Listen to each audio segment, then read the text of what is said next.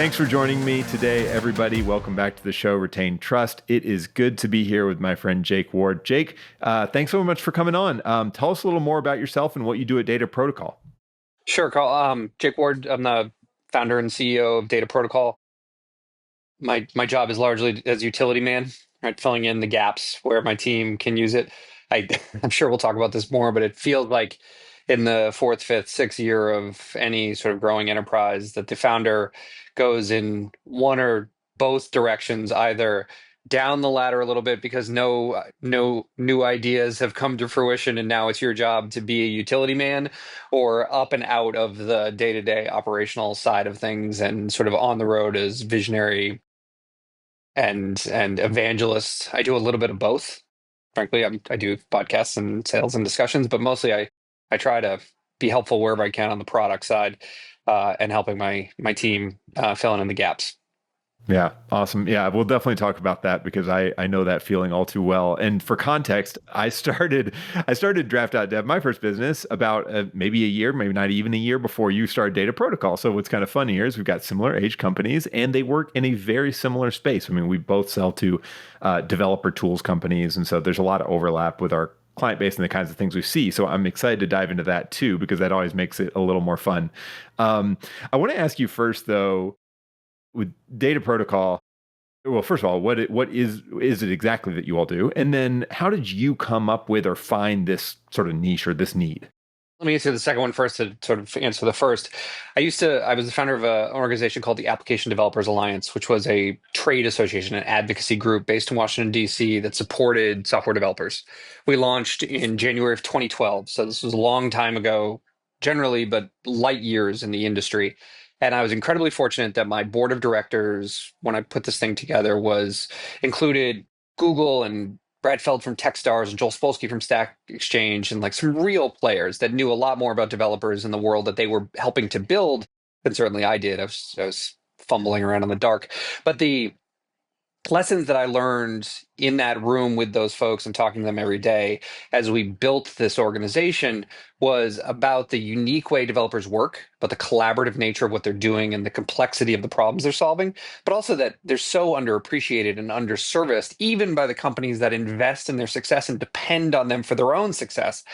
And so when I left the Alliance in 2017, it was shortly after Cambridge Analytica, and I'd had this light bulb moment too, actually. One was, look, you can keep talking to startups and founders and sort of helping them, or you can go be one, right? You can put your money where your mouth is and have an idea and get out there. And the second, I was inspired by this idea that developers weren't to blame for Cambridge Analytica, nor was Facebook for that matter, that there was a disconnect in the way that companies were supporting developers and developers were getting that support.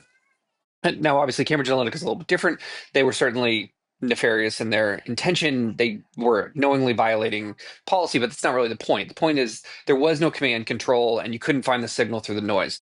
So I spent 18 months or so talking to developers and doing design thinking workshops with as few as 6 developers, as many 250, where I would walk them through a day of programming and ostensibly, a problem clearly defined is nearly solved. So what's the problem? Are we not giving you the information that you need? Are you not getting the information that you need? Is it not the right format? Is it not the right time? Like, let's talk about this. And at the end of that process, what I had was what I think was a roadmap to a privacy policy, to a perfect way of defining the developer journey vis-a-vis the sort of, I understand what the problem is. I am in compliance with solving the problem. I am a good steward of the problem. And that problem throughout was data, right? Data, privacy, all the components. The outcome of this journey was Data Protocol, which is a better way, in my mind, the best way to deliver information to developers, right? It is platform does what it does. It looks like a terminal view, right? It delivers really high quality video, pre-filled notes so that you see what's important. Everything's time-stamped. There's questions that are asked and answered. So it has sort of the components of a really high octane learning management system. But the videos are 4 minutes long, delivered by developers or developer support folks, written by instructional designers, and delivered with so much empathy, it's just coming out of our ears. The byproduct of that is a platform that delivers content with an engagement level 30 times the industry average. That I didn't misspeak, 30 times the industry average. That means that because we took time and energy and made a better video product and a better platform, we are 30 times higher engagement. It makes you wonder what Udacity and Coursera were doing, right? Like, did they not care about the end user? And the truth is, not really, but mostly they didn't Yeah. understand the end user. Yeah, they're not built for that very specific type Exactly. of user and Exactly. use case, right? Yeah, yeah. Yeah. And so Data Protocol is a developer education and support platform. That is what it is. The platform itself delivers this content. Now we think we have a particular niche in the production of the content, the writing, the scripting, the recording, production, post-production, hosting component piece. But we also are mindful that everybody else in the industry thinks they've got a pretty good video team too. And so we built what we call DPro, a video player that can live on your dev docs and on your site, and it delivers much of the same stuff. But on platform, we have attributable metrics. We have a whole suite of insights that we can pull out of that. We can ask questions. We have just a higher level of developer support. So that's what Data Protocol is today. It is a platform, is an engine, is a little bit of a services piece that is all about helping developers. Now, I'm sure we're going to get to this in a second, but the other thing that it has done is unlock this idea of experience operations, which is reducing friction, adding functional and intentional friction, generally getting the most out of every interaction with a user, right? Engineered for Yeah. value. And so we're also expanding our aperture to non-developers right now, which is really exciting and a lot of fun. The platform isn't for them. That's for developers. We built it for developers. It's staying right there. But we are eager to take that approach, that lead with empathy, deliver a service to companies that increases their utilization in a pretty Yeah. broad way. Yeah, let's definitely put a pin in the experience ops because I do think that's an interesting area to dive into, and I want to hear more about it too, just to learn. But I kind of want to go back to starting Data Protocol. How much of it in the early days was this? Hey, we're going to be more of a service business that helps companies build out better docs that resonate with developers versus the platform is the play and services are incidental to that, like a necessary part of getting some business won. Like how did you look at that early days? Yeah, it was certainly the latter. To my mind, if more companies cared about developers the way that a Google and a Meta do, Data Protocol would be the perfect way to validate not just awareness, but sort of investment and compliance among a developer audience, among third-party developers, right? Because you could assign a data protocol number. Here's your number. And I've taken these courses. I know what GDPR is. I know what CCPA is. I've done these things. I'm a good steward. I am in good standing. Here's my data protocol number. That number goes into your system, and now you are fast tracked through the developer compliance process. Right. All of that it's like your TSA number for operating on a platform. I built the concept was built around the idea that mattered to companies, that they could scale that out and it would go fast, it would reduce friction, but it would also create a system by which people that invested time and energy and their own resources into knowing what they were doing and being good stewards would be rewarded, and that was a mutually beneficial thing. That hasn't taken off yet, but that was the sort of the nexus of this whole thing. And that's all platform, right? There's no services in that at all. It's just look, you need these people to know this. They're not reading your dev docs. Privacy policy, they're skipping to the end, they're signing a thing, they're not doing it. On my platform, I can ostensibly get them to sign it in blood, including answering the question, I accept accountability and responsibility for the data in which I am about to receive, which is a incentive for the platform because now they have an affirmative case when sued, and it's a reason for the developers to care because that accountability has now been fully transferred to where it belongs, sort of shift left to the end user. It hasn't worked outside of, but we were lucky, fortunate. We had Google, Intel, Meta, Zoom, and a few other real big players, early day customers, mostly because of what I used to do for a living, but also because of where we were in the space. But I haven't to date been able to convince mid-tier companies that this is important enough because it doesn't threaten their existence.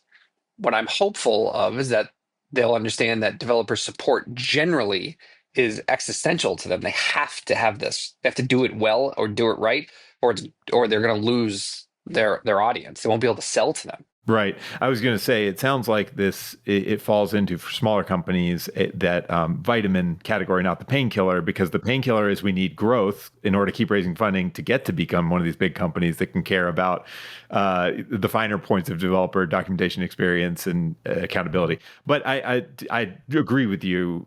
There's this cart and the horse argument there. Yeah.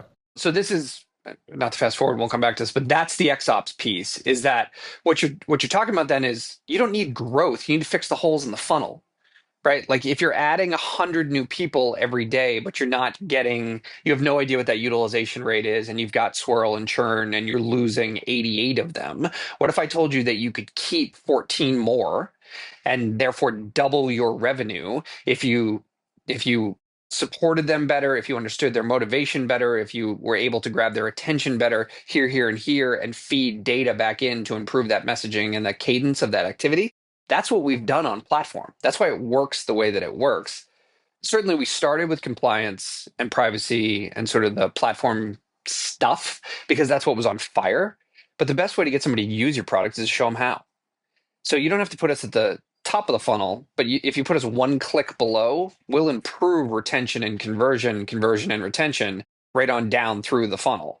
And if you don't use us, that's fine, but take a play out of our playbook, take a page out of our playbook and implement a strategy that is less driven by top of the funnel growth and make the middle significantly fatter. From a strategy standpoint, one of the things I'm always curious about with platform companies that have a service component is why do that yourself versus say partner with somebody or just say you've got to bring your own, here's a pool of video producers that might be good. Like, was there an opportunity there you see from a financial and like growth standpoint, or just a need that you saw too? Or what did that look like for you, Jake? It's actually a combination of things, Carl. The first is that the video that's out there is really bad, right? It's really bad. Nobody is doing it particularly well, to the point that when really invested companies see our videos, they go, "That looks expensive. That looks like we couldn't afford that." Right? That exceeds our budget. And it's like, actually, it's really cheap. You just have to give a shit. So that was part of that process, is that we wanted to write better scripts because we wanted to make things concise. This was not going to be extemporaneous and people sort of just speaking in the camera. We were never going to point a camera at somebody at a conference while they're standing behind a podium to get a video. We do it on a green screen, hair and makeup. Like, it can't be distracting how somebody looks or how they speak when you're trying to get a message across in 3.5 minutes. So we've got some of that horsepower in house, and we hire an instructional designer by trade and a sort of a writer by training to be our head of content. And frankly, she's sort of one of one in this space where she's instructional designer and runs the production and the content team. And what you got was actually, we can do it better than you can. Why don't you just pay us to do it? Because you don't have this person on your side. We'll just do it. Those moments of kismet, those moments of inspiration, right? But it's things colliding together. And Kimber is her name. She runs the content team, is a pillar on which the platform runs better. And then Chris Neary, who runs the product side, like they partner to make, well, if it had notes here and it had chyrons here and you could do linkage back and forth, and let's look at the numbers and look what engagement. Now they're playing off each other, and the tool sets that they have are all in the same toolbox. You're not going to find that at Google, right? You're not going to find that at Intel or inside of a larger company where now you've got to have a meeting with 14 people and somebody else is in charge of writing the thing. And so, yeah, there's a real market inefficiency behind that. There are great video production teams that are doing developer work, but they're not doing this. Yeah, it's really interesting. And I think I bring up this because I think it's a fascinating way that a lot of platform and product companies can both augment their revenue, which that's certainly part of it, but also it enables customers to actually get the most out of the platform, right? Like that's super important. I think so. I've had people say, "Can I white label the platform?" Right? Can I just put my videos on your platform? And we've talked about it. Technologically, we could probably do it without too much trouble, right? We've got the code base. We sort of just shift it over. We show them how the CMS backend works. This is how you load the video, kind of stuff. But we keep bumping on the fact that they're not going to get the same results we are, right? We sold them on this idea of 86% approval and thousands of questions asked, and you get this enormous engagement rate. Now they white label it and they put up the videos that were on YouTube an hour and a half ago, and they're getting half of that. Now we look like we overpromised and they're underwhelmed because YouTube at least gives you their YouTube is top of the funnel. YouTube is, 80 million, blah, blah, blah, blah, blah. And we'll do, sure, but I watch your video and then I get an ad for the new Superman movie. That's not, that might convert somebody. And by the way, if it does, you don't know because there's no attribution. You don't know that it worked. It's a billboard. YouTube is a digital billboard. Data protocol is an immersive experience where you know that there's a quantifiable sort of qualitative aspect. People have self-selected, they've signed in with their SSO, they've done the thing, you've got their answers, you know whether or not they took action. I don't know why anybody would want to invest in more when you could invest in better. Yeah, it's a really interesting challenge that a lot of companies have at different stages. And I think some of it is a misalignment of priorities or marketing goals. Like, for example, I'll just give a sort of anonymized example. I've talked to a client before where their sales team's goal was clearly closing deals, right? But the marketing team's goals and what was driving them was pure like top of funnel, like build SEO based, like let's just drive new eyeballs to the site. That's all they cared about. Like, right. There's no real, like, they had gotten the word that there's no real focus on conversion. The sales will convert. That's their problem. Kind of a throw it over the wall mentality, right? Where there's not a, we're all collaborating together to actually get this thing forward. It's kind of a, this is our problem. That's your problem. And I think some of that is just like this institutional challenge or bureaucratic challenge that happens in organizations that are just not really well united and run. I had a conversation 2 weeks ago with a massive company that sort of legacy tech, but still has six-figure level developer engagement, and they are aligned under product, and they recognize what a gift that is. They make mention of like there's another developer team that sits under marketing, and oh my god, that's so bad. Like their numbers are misaligned. They have no idea what they're. Our numbers are around churn, utilization, value, bottom line, and when you can tie support, success, tickets, growth, stickiness, long-term lifetime value, stuff like that to your actual work, your team's not going to get liquidated, which we saw this for 3 years, right? DevRel teams just got blown out of companies, mid-tier and up everywhere because it's like, you're not driving enough growth. It's not going to the bottom line. You're not getting this done for us. It's like, how do you know? How do you know the product isn't just bad? Yep, totally. Yeah, that's always the question is it the marketing not driving enough results, or is it the product just sucks and nobody wants to use it? um, okay, I want to come over to something you said earlier, Jake. Some of your first clients or customers were huge companies. Super interesting. That is not the way most entrepreneurs start, at least from having a lot of these interviews. What enabled you to do that? You mentioned kind of that was your past experience. Give me a little more insight there. What were you doing before that got you access to some of these big companies? I assume it's probably the Developer Alliance you were talking about, but like, give me some more insight there. Developers Alliance certainly is where I built many of those relationships. A million years ago, I was working with a startup in LA, and the CEO said something really interesting to me.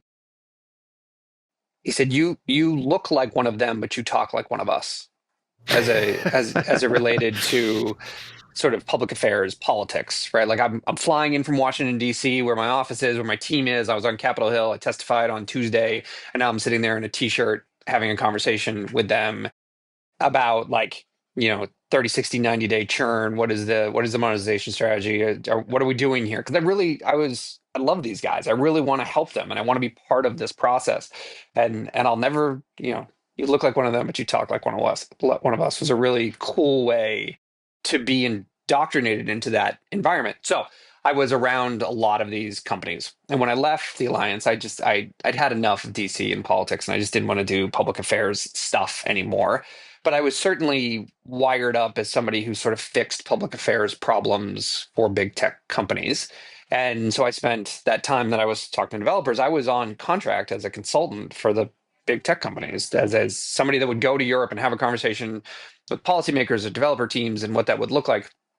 And so when I said, this is what I'm doing and this is what it looks like, take a chance on it, I would sort of work my way through the teams. Sometimes public affairs or platform policy would pay for it, but product would use it, kind of deal. You know how those large companies work, and we exceeded expectations. Like we worked really hard to meet and exceed those expectations, and I feel pretty validated about what we've built. Somebody asked me actually last week, if you had to pivot, would you think of this as success? Because I've talked about how much I hated the term and stuff because we were expanding the aperture. And would you consider it a success? I said, look, it's been 5 years. I raised a bunch of money. I hired a bunch of really great people, and I built a platform that improved the lives of 20,000 developers and reduced friction and increased value for some of the world's largest companies. I think if it ran to a mountain tomorrow, it's still a success. Right. That's it's better than most. This is my second startup. I co-founded a mobile app with my college roommate called Caddy Now. Now the truth is he did all of the work and I just took some of the credit. But we sold it 6 years ago, and that was a journey, right? That was more like how do you build this product? How do you do this? It was a part-time thing for me, so it's not like I was losing a lot of sleep, but he certainly was. And the that was an experience that taught me a lot about how to prioritize and how to consider immediate and urgent and to sort through those things. Anyway, so the outreach, I said to people, this is what I built, this is what it looks like. Do you want some? Right. And then we would go looking for a problem to solve with the platform. And that's how we got in the door with started with Facebook, then immediately Google, and then Intel put a ton of stuff on platform for us. That was really interesting. And then picked up BP and VMware and a few other real players and sort of kept spinning. And now, I mean, we run the Trusted Developer Essential program for Meta Horizon, soup to nuts. Like they are an incredible partner. You want to talk about companies that care about developers. Meta gets a lot of crap from a lot of people for a lot of reasons. It's not coming from developers. They know that they are well taken care of. Yeah, well, it's a big organization. I mean, like any big organization, there's goods and bads, and there's people who talk shit about it. But it's like it's hard to run any big organization. So I always, again, I'm not going to stand up for everyone, but I'll also say like these things are not as black and white as some people like to make them seem. They are so innovation first. That's what amazes me. Like they never stop pushing. So, okay, how was it for you, Jake, transitioning from working in policy to making sales at big enterprises? I like legitimately, I'm curious about this because I was not a salesperson going into starting draft.dev either. So it's been something maybe took me a couple of years to really feel like I actually kind of knew what I was doing. And even now I feel like I'm still learning all sorts of things. So tell me about that for you. Was that a big adjustment or was it pretty straightforward or pretty like natural feeling to you? So I worked in politics. I worked on Capitol Hill for a while, and when I left, I went to a public affairs firm. And so my first day was March 15th, 2007. I started at this company called Corvus. That afternoon, we walked down the street and pitched a coalition that would become the SaveNet Radio Coalition. It was the partner that I was working for, one other associate, and myself. And we worked for Pandora and Yahoo Radio, and I think broadcast.com was still a thing at the time. And then YouTube was coming online, et cetera. This was as esoteric and like technocratic advocacy group as you'd ever imagine. But it was incredibly expensive because this was a threat to some very large players. Then Spotify came on sort of at the tail end of the coalition, but we beat back a really bad piece of legislation over the course of 2.5 years. And I remember pitching that in the room, saying ostensibly, I can do that. Like I can fix that. This is a problem. This is how you solve it. These are the players. These are the pieces you knock over. I've never called anybody and said, hey, I've got a thing. Do you want to buy it? I say, hey, do you have a problem? I have a solution. And that's a really good way of thinking about sales as a concept rather than as an activity. Because I'm a terrible salesperson as an activity. I don't do a good job tracking it. I don't do a good job following up on it. I'm terrible at handicapping where we are in the process. We sort of joke that my public affairs career was about putting my hand on whatever pile of money was on the table and saying, "What's this for?" But the sales part of data protocol what was pretty rocky in the middle, where I was trying to push the platform as a solution, saying, look, it works, it works, it works. It's better than what you have. And it's like calling somebody's baby ugly. It's never a good place to start. Now that we have results, 71% reduction in violations and time to product and reduction in risk, and this is what it looks like, sales are a lot easier. But again, you bump into this piece where people are like, I don't care that much, or I don't want to dedicate more money than I already am. I need top of the funnel growth. My OKRs are X, and you're telling me that you can hit these KPIs. So that's frustrating. But I've hired and subsequently let go of salespeople for the last 2 years, all of which I really liked and who probably would have done a very good job with a better manager leading that thing, because I was bad at it. I know how to have the conversation and to influence it and then deliver it.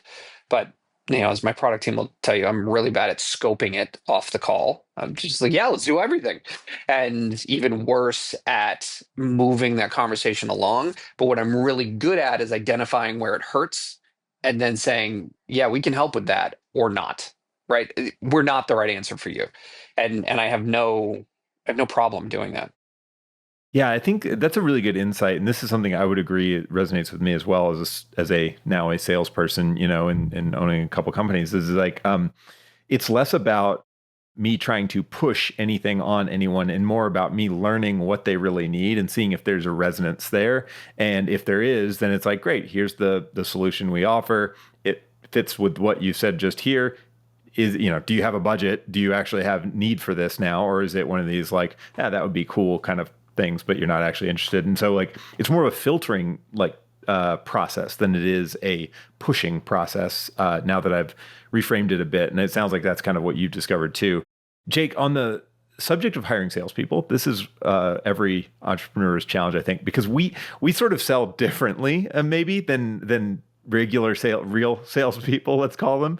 And like you said, it's like I'm terrible the same way with like follow up on like putting tasks into the right places and like putting all the information from the sales call, putting my notes anywhere. Like it's all in my head and just like scattered around. The team comes back to me 6 months later, like, Karl, you talked to these people. What did they say? And I'm like, I don't know. They weren't good. Like that's not helpful to anybody. So anyway, we have our problems as founders, but we have certain things we do well. What do you find about like what does work or what are you moving towards when it comes to hiring other people to run the sales eventually, and what has worked or what have you picked up might be a good next step? Part of my desire to open the aperture in this XOps endeavor is to make a more scalable solution that somebody other than me could sell, right? That it may be the case that the pond that we are fishing in for clients on the developer side is not, as I imagined, populated by fish of all sizes, but it in fact is dominated by five of the biggest fish you've ever seen in your life. And I Yeah. caught two of them. Like it's not Yeah, bad. you've got most of them. I'm Right. doing great, right? We're doing well and we do great work. But the question becomes like, do you catch all five, and what happens then? So really, do we wait? Do we wait to the next five come in? No, you got to think about, all right, I got to do AI. So we're talking to OpenAI, we're talking to Anthropic, we're getting into this other space because developers care a lot about this. They don't really understand how to use these tools. We can be a great conversion retention funnel manager for AI companies. Great. But still have the same problem. The pond's not big enough. There's not enough fish in there to go fishing. So we talk about like, what could I give an SBR or even a head of sales that would make them able to sell to Snapchat, right? Where I failed, what could they do better? And I think what we realized is that it's not the sales, it's the product. We're too much of one thing and too little of another. And so we're expanding that aperture, and we're saying to people, the platform does what the platform does, and the player does what the player does. And if you need our help developing content, we're your guys. But also, I don't care who your users are. Utilization is your number one metric. And if you don't know what your utilization rate is, we need to help you. And if you do know if it's under 85%, you need our help, right? That net revenue retention, lifetime user value, the churn over the CAC. You have to be looking at these numbers and then managing, like I said, attention, knowledge, motivation. That's the framework through which we look at all interactions, and engineering for value. What are you trying to achieve? How are you doing it? And then feed data back into those things. Does this create more motivation? Does this support more knowledge transfer? Is this a thing that can grab attention, maintain attention, et cetera?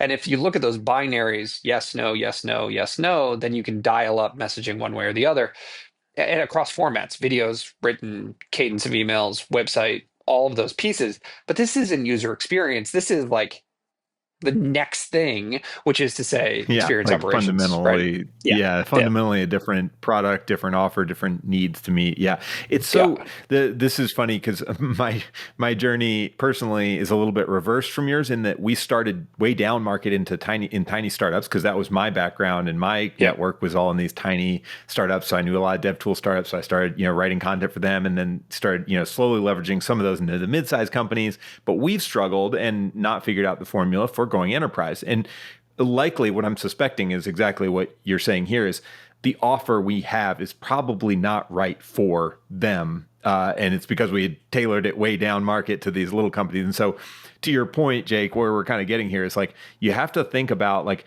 going up market or down market, either direction is not just a simple, oh, we'll just find more of those leads and put them on calls. Like they have different needs and different products that will resonate and different like ways that you're going to talk about what you do. Even if a lot of the fundamentals or the core product even is the same, you're still going to talk about it differently to different parts of the market. And I think that's a really important distinction and thing to understand as a business owner. Yeah. I mean, we accidentally built a platform that is perfect to support unmanaged partners, right? So that assumes that there are managed partners. That assumes that, Air France has somebody they can call on the phone, blah, blah, blah, blah, so they don't have to they don't have to read dev docs at Meta, they call. But that means that there's 360,000 developers over here that don't have anybody to call. They're reading dev docs, they're whatever. Now they're looking at my videos, right? Now they're looking at 60-second snippets and 2.5-minute videos, and they're looking at our interactive dead docs, and they're doing it all in attributable platforms. So we know who's doing what, and we can look at whether or not they broke the thing when they were done, or if they're improving, or if they're less friction, or they're being escalated less, et cetera, et cetera. But you take that same philosophy over to Slack, right, who has a great developer program, but a less vibrant ecosystem, economy around their platform, right? Developers build cool stuff, they do an integration, but it's not like their livelihood depends on it. Our platform's not for them. We tried. We built some stuff for them. We put them through it.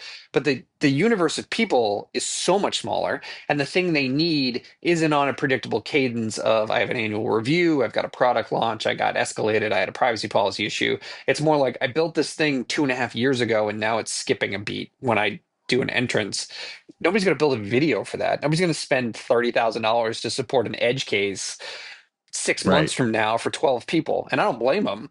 They're able to take care of Yeah. that coincidentally in a Slack group, right? Like they can just do a thing where they're spot checking that breakage, and that's what they should do. Yeah, super interesting. So, okay, I want to ask your advice for founders, more like me. I'm always selfishly asking my own advice and hoping this resonates with other people too. But like, I want to ask a question like, how do you get started building inroads into some of these really large companies? And maybe you could pick out one, anonymize it, give an example of like who you had to meet, how many meetings it took. Give me a sense of like what it takes to kind of get in there. And some of these are old relationships for you, so I get that you had an advantage, but still, just walk me through what that looks like, really.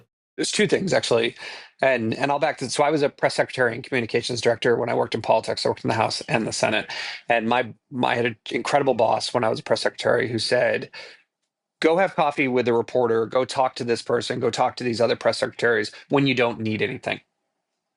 Right? When you have questions, not answers, when you're not trying to place a story, you're not trying to spin something, you're just out there, like bring them something, right? So at a pretty early stage, I got into this rhythm of understanding who the players were and why things mattered. And a couple of times I'd call and be like, I heard this thing, you should check this out. I don't want anything from it. I just know that you're on this beat, or you've been under pressure to get this thing done. I read your story 2 weeks ago and this seemed right.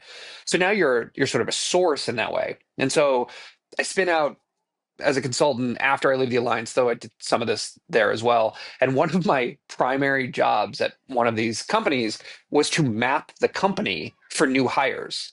Like they were bringing in new people at a pretty regular clip, and their boss, who I worked for, would say, "Talk to Jake. He'll tell you how things run around here." I didn't work there, right? I wasn't part of that. I didn't sit in on staff meetings. I've never done the review process that they do, but I know that person's got money and they need this as their thing.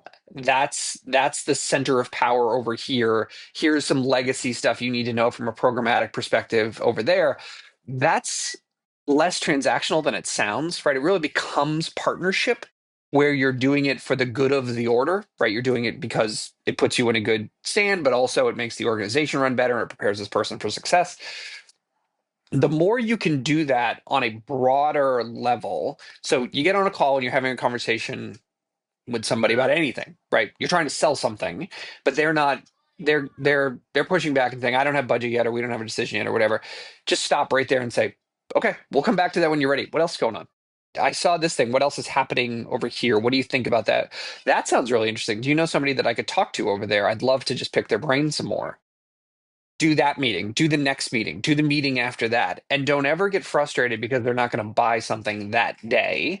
And don't ever try to force feed them. Don't even bring up your product unless they ask, right? Like don't say, that's funny, I've got a thing just for you. And frankly, act as if you have the solution. You're just trying to figure out who deserves it more. That eventually what'll happen is you'll get a reputation as somebody as a good source of information, an honest broker, and not a huge pain in the ass. Some of that got easier as I got old.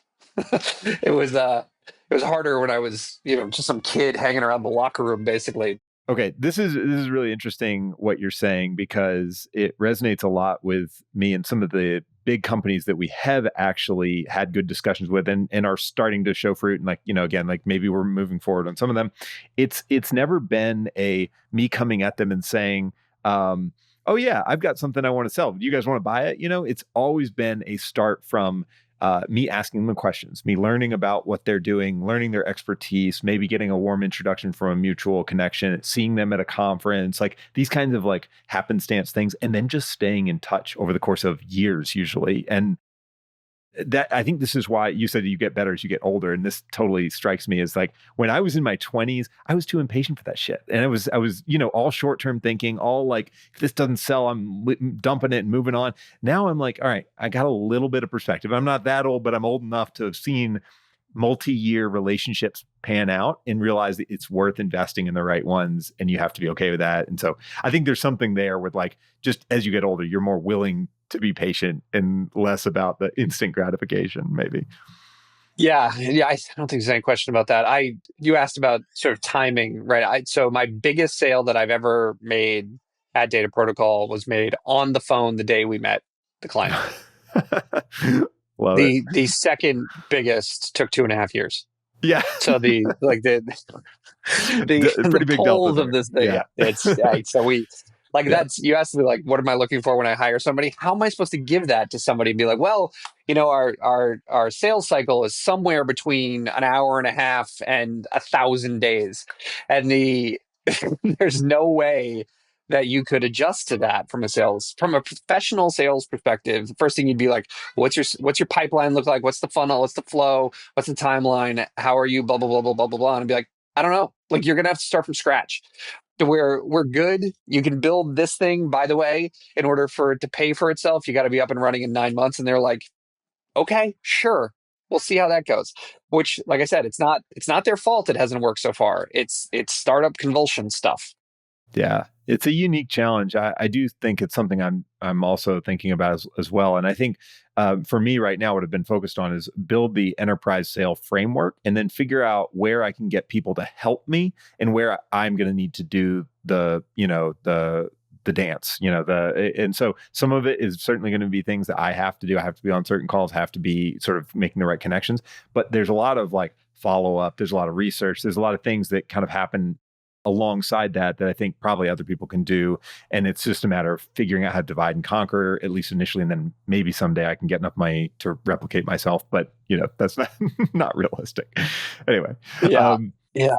Yeah. Okay. So, Jake, I want to ask you this because you're I always appreciate entrepreneurs who had longer careers before they became true entrepreneurs. And it sounds like you were somebody who was, like, I don't want to say dabbling in entrepreneurship, but you're pretty like creative and out there and thinking. You're consulting, so like you kind of were independent in a way. But how was it for you making that leap into starting your own business for real? And was it initially like something you resisted, or were you like ready to do it? I was certainly ready to do it. When I left the Hill and went to Corvus, the public affairs firm, it wasn't long after that that I got really interested in the business side of it. I sort of fancied myself a writer and a speaker, and like I worked in communications and I had good ideas, I think. And ultimately I sold some stuff and made money for the company and I enjoyed the work that I was doing. But what I was really interested in is like the Brinks truck that these guys had in the back that just kept filling up with money. And I was like, how does this work? How do you charge $5 million a year for this thing and then throw six 28-year-olds at it? I want to learn. So I left to take over a practice when I was almost 30 that had a P&L that I was going to be responsible for. Found out pretty quickly that I wasn't that responsible for it, and it wasn't peeing much. It was L'ing a lot, Right. and so trying to figure out what that alignment looked like, and then within 18 months, a former client, still friends, was like, I've got some runway to start this trade association. I don't know anything about developers, and I had just done this project with Intel and Google around Google TV. This is 2010, 2011, when Google TV was a keyboard that was this big and I think that plugged into the back of your computer, not the line of code that is just in every TV in the world now. And so I was as versed as anybody, I guess, in how to engage developers and what that looked like. And I was absolutely. And so we founded a trade association, right? So, but we were fully funded. We had everybody's money. We had Google money and Intel money and Ericsson money. And like we had money, which is like the softest on ramp ever to being an entrepreneur, right? It's like I'm fully funded for the next 5 years. Cool. Sounds great. And that was cool. And shortly thereafter, I co-founded this thing with my college roommate. But again, he did all of the work. I got some of the money and took a little bit of the credit. So now I'm dabbling in these two spaces where I'm working hard, but I'm also making a salary. I don't own equity in the nonprofit. That's not how that works. The equity I own in the app company is mine, but I didn't earn it. Like I was just there and I helped do this process. But now I'm around the guys at Test Flight, right? I'm hanging out at Twilio, SendGrid, early days. I'm with Techstars. I'm in Europe. I'm hanging out with those guys. And I got the bug real bad. Like that. I want to do that. I think I could be good at that. This is singularly the hardest thing I've ever done. Like it's not close. I have, I mean, my career, I'm almost 47. I've been working since I was 12, right? I painted houses. I hung off the side of things and worked with my dad in the summer in Maine. Like I've done some physically taxing things. I've flown around the entire world in 3 days to do meetings and events. I have had to fire 20 people in 6 weeks that I cared about tremendously and who had done nothing wrong. We just ran out of money. I have gotten in fights with very powerful people that I shouldn't have. And every single day running this company is harder than any of those things. And I love it more than any job I've ever had, but it is so hard. I was absolutely positive I knew what I was doing when I started. And a year later, I was even more sure than when I started. And a year later, I was 100% certain. And then it worked. And now I don't know anything. There are days, I swear to Yeah. God, Carl, there are days when I'm like, I don't remember what it felt like to be sure of anything professionally. That that like I designed the platform interface that 5 years ago it's still the interface. We've added some bells and whistles, but it's still the interface. I designed it after a nap. I woke up on a whiteboard and just said, "This is what it needs to look like," because we had done sort of a PTI countdown screen on the side to drive engagement, and we'd run video, and it would be framed in this thing. And I was like, "There needs to be a terminal on it. This doesn't mean anything to developers. This is a sports fan thing. Put a terminal view on it. They're going to know what it looks like." I showed it the prototype graphic to a developer, and his face lit up, and I was like, "Ship it." That might be the last thing I was absolutely sure of. Yeah, yeah, Uh, yeah. which is okay, right? There needs to be a point where the people that have decided that their work is to make your dream come true have as much of their ideas in your product and your services and your solution as you ever did. And I've been incredibly fortunate, but frankly, that's what makes it so hard. Is I don't want to let these guys down, right? Yeah. They know what they're doing. Why is it so hard for me to know what I'm doing? Yeah. There's a lot of this resonates with me, Jake. I mean, I remember this feeling of going, because I was the first employee at a couple startups, which gives you a high degree of autonomy. You see what starting a business is like, kind of like you're saying, where like, yeah, it's like this great little like a taste of entrepreneurship. But I was not prepared for the challenge of making every single decision and the mental toll that that takes, especially early on when you have nobody to share it with. And then as we grow, it's like the stakes get higher. I think there was a part of me that thought, oh, as you grow, the business will just get easier because you don't have to do as much work anymore. But like the reality is the pressure gets higher. Like now it's not just my making some money on the table here. It's now me and 10 or 20 other people who all have a living, are counting on this thing for a living, plus all our clients who we've made big promises to, plus all the, providers around us that circle around us. It just like, again, I'm not saying this to dissuade anyone from it, but like it does the difficulty ratchets up as you get bigger. It doesn't really get easier in like a just, get to go chill on the beach 24/7 kind of way. Do you watch The Bear? You know the show The Bear? I know it. Yeah. I don't watch every episode, but I've seen it. Yeah. There's a line, I think it's from season 2, which the lead says to his staff, "We're going to go get a Michelin star, but to get it, you have to care more about everything than you've ever cared about anything in your life." Yeah. Yeah. Yeah. That's what it feels like. Every single decision, you can be, and I was very like, doesn't matter. Put it over there. We'll deal with it later. It doesn't matter. It doesn't matter. It doesn't matter. And I thought, frankly, that I was really good at knowing the difference between urgent and important. That Yeah. like this thing's on fire is like that's not even attached to the main building. Let it burn. The important, important, important, and maybe I did know better then than I do now. Maybe I did, but in retrospect, I think maybe it was just a sort of an ethos that I was applying to every decision. And I'll tell you, there were a number of things in retrospect. It was like, wow, we really fucked that up. I that was a lot of money that I wasted there. Or holy shit, I can't believe, how did I not see that building being on fire was going to be a problem to the main structure immediately next to it? And Right. and Right. there's a number of times when I've in the last 18 months where I've had to say to people, I'm really sorry. I saw you standing over there waving your hand saying this thing is a problem, and I didn't mean to hand wave you. I just didn't understand. I didn't believe you. I didn't believe it. I just didn't see it. And part of it is that there's a lot of ego that goes into like, look, the buck stops here. I'm the blah, blah, blah, blah, blah. But the truth is, you're not the solution to every problem, and you shouldn't be. And so democratizing to people that you trust to make those decisions. And I've had some success, do with this what you want, but had some success ostensibly saying, I don't make choices anymore. I make decisions.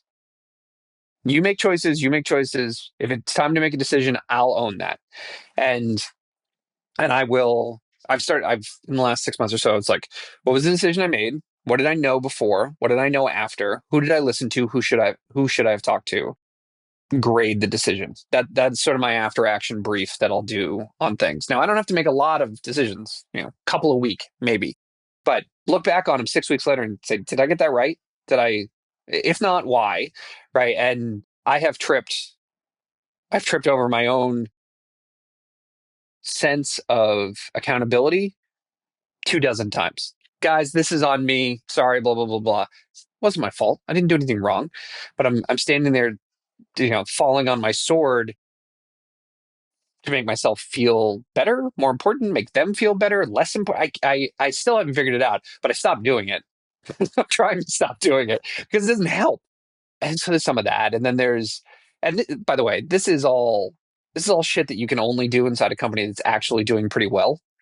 Because if it Sure. was completely on fire, you'd Sure. have crashed by now. Yeah, So these are, you'd have fired everybody and you'd just be like yeah, kind of shutting, yeah, winding yeah, it down. yeah, Yeah, yeah. yeah. That's a different story. You'd be winding it down, or you'd be trying to pivot, or you'd be like, I think I got an idea, but these aren't the right people, and blah, blah, blah, blah. And instead, I've got sort of champagne problems of like, we're growing, but we're not growing fast enough. Look around the corner, what do I see? Kind of stuff. And trying at the same time, I mean, we've been doing this for about the same time, right? It can make you crazy. It can be detrimental to your health. It can make you crazy. It can make you cranky. It can have an adverse effect on your relationships. I've got 3 kids. Like I have to put on the right face when I get home. I also work in Charleston, South Carolina, which is not exactly conducive to like the grind of New York City. Right? It's like I need you to hop on a call with me. And I'm at the beach. It's 4:30 on a Tuesday. What do you mean you're at the beach? Anyway, it's that kind of stuff. Yep. Man, a lot of that, yeah, for sure resonates. It's funny. I like your idea about reflecting on the decisions that you make, some period after and seeing, because a lot of the skill we want to develop as entrepreneurs, I think, is like repetitions on the important decisions so that we can look like in 5 or 10 years when you're running this business, you're going to make those decisions so much better, faster, or you're going to be able to train other people to make them, whatever it is. Like, so it's reps is important. And looking back on your reps, like which shots did I miss? What did I hit? And like, why was that? Super like good way to close that loop. I have a similar practice with the like, I don't make small decisions. I try to look at, when these decisions bubble up to me, I'll ask the question, does this matter to the business in 5 years? Like, will I look back in 5 years and say, this decision was actually big impact on what we're going to do? And if I think the answer is no, like this client's not satisfied, should we give them a refund or not? I don't know if that's really a 5 year decision, right? Especially a small client. Like maybe if it's your big benchmark cornerstone client, sure, that's a big one. But the small ones, you're like, I'm going to let you make that decision, account manager. You tell me what you did, and let's retrospect on it in 3 weeks, rather than me have to come up with the right answer because I don't know. It's like you got to save that mental energy for the times that it really matters, the 5 year decisions, or else you struggle then. Yeah, I think that's right.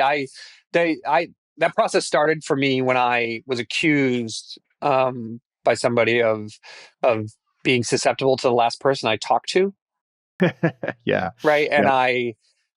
I don't think that was true. I think that was just a really mean thing to say. But I certainly heard it, and I was very aware of it, and that I have any number of criticisms of the way that people move through the world, where their default position. I say no, and then I negotiate from there. I was like, okay, well then you're inviting negotiation in every conversation, and that's got to be exhausting. And then other people who say yes to everything and then flake out, and like, what does that look like, kind of stuff. And so I'm very mindful of that. I like to think that I'm taking active measures to avoid that and to be more thoughtful in that space. But I also recognize that sometimes somebody will ask me, what do you think of this? And I ask them, you know, something tangential, and they're like, what is this? Like, I just needed an answer. And now I'm doing dissertations on like the nature of, and how exhausting that can be too.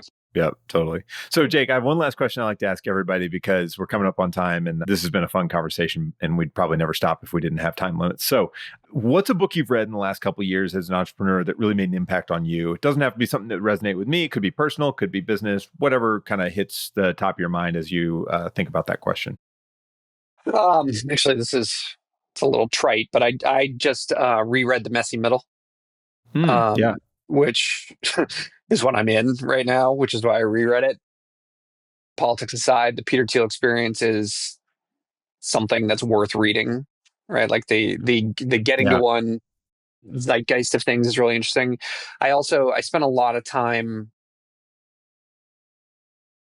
This is even cornier. So I've reread the Isaacson Steve Jobs book probably 4 times, and I started listening to it again 2 weeks ago. As we're on a family vacation right now, so I was traveling, and I'm always struck, like over and over again, by the way that all of those things line up, right? Like There's this how-to book on how to build products and go to get to one, and what does that growth look like?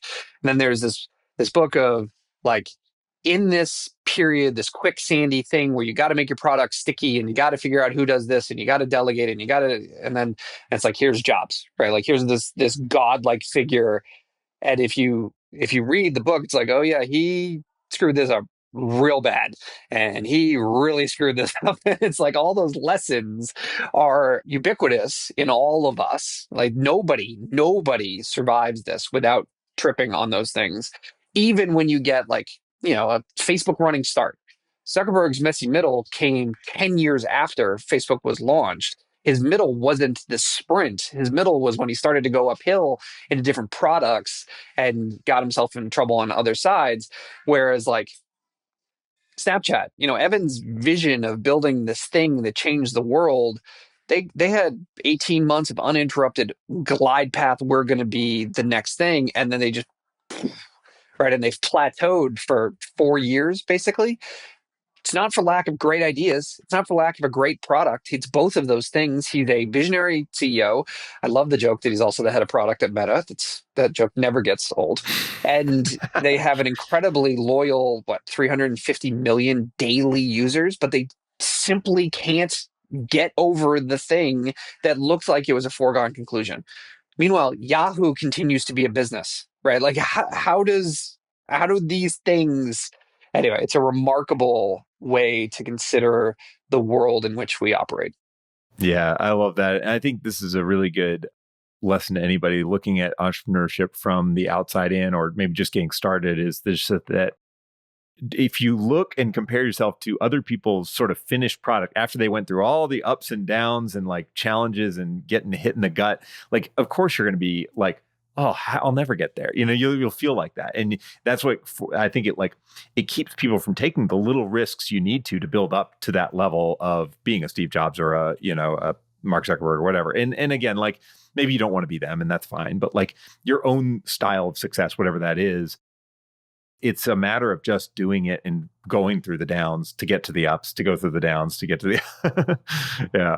I read somewhere the other day that the chemical reaction that creates tenacity is actually like a muscle. And the more often that you use it, the stronger it gets. And some of that is learned behavior, but it is a literal chemical thing that happens where there's an optimism note where it's like, oh shit, nope, it's going to be okay. And it's sort of like pick yourself back up. And the more often you do it, the more successful you become at it. I agree with you 100%. Like, not everybody wants to be the CEO of a 200 person company, let alone a Sure. 200,000 person company. It is not for everybody, but even the person who is the CEO of a 200,000 person company, their constituency is actually about 20 people, right? Yeah. They've Yeah. got their product heads and whatever, and they may address the whole company, but they've got their board and and some of the investors and whatever that looks like. That never changes. That community, the people that are there for you, and maybe this is the last point that I'll make, is that you should not become an entrepreneur. You should not start a business. You should not put your money down and decide to do this thing unless you are so inspired that you can't not do it.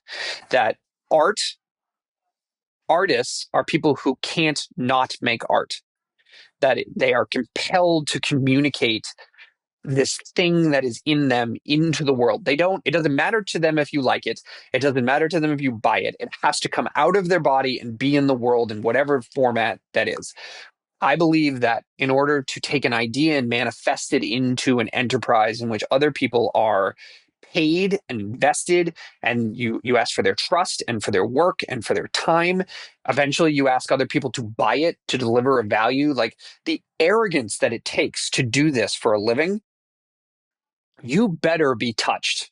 And that can be internal, or it can, like for me, I had an idea, certainly, but my moment of inspiration was a couple of people that I was working with being like, this is a great idea. And you're like, yeah, you know what? It is a great idea. Let's go run through some walls and make this thing a company.